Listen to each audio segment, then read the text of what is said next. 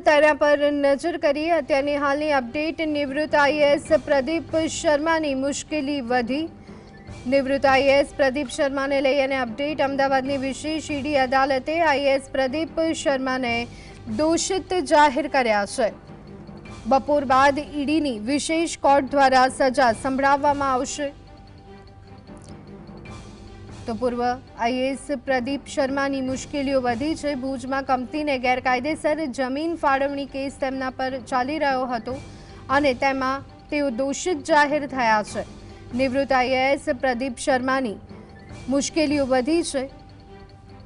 જમીનને ગેરકાયદેસર રીતે ફાળવવામાં આવી હતી ત્યારે તેને લઈ અને તેઓને દોષિત જાહેર કરાયા છે।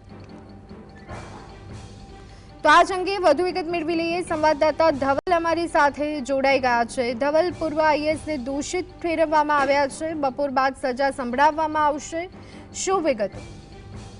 જી ચોક્કસથી ધ્વની વાત કરવામાં આવે તો નિવૃત્ત આઈએએસ અધિકારી પ્રદીપ શર્માની મુશ્કેલીમાં છે તે ચોક્કસથી વધારો કહી શકાય, કારણ કે અમદાવાદની વિશેષ એન્ફોર્સમેન્ટ ડિરેક્ટર એટલે કે ઈડી અદાલતે આઈએએસ પ્રદીપ શર્માને જે છે તે દોષિત ઠેરવવામાં આવ્યા છે અને તે જે કેસની વાત કરવામાં આવે તો ભુજમાં એક કંપનીને ગેરકાયદેસર જમીન ફાળવણીનો જે કેસ હતો, જ્યારે તત્કાલીન ભુજ કલેક્ટર કચ્છ કલેક્ટર તરીકે પ્રદીપ શર્મા કાર્યરત હતા તે સમયે જે જમીન છે તે એક ખાનગી કંપનીને વેચી દેવામાં આવી હતી। તેમાં પણ તેમનો જે ફાયદો છે તે પણ જોવામાં આવ્યો હતો। તેની જ અંદર તેમનો જે ગુનો છે તે ઈડીની અંદર નોંધાયો હતો અને ઈડીની જે વિશેષ અદાલત છે તેના દ્વારા પ્રદીપ શર્માને જે છે તે દોષિત ઠેરવવામાં આવે છે। થોડીક જ વારની અંદર જે કોર્ટ છે તે સજાનું એલાન છે તે પ્રદીપ શર્માના કેસમાં કરે તેવી સંભાવના જોવા મળી રહી છે।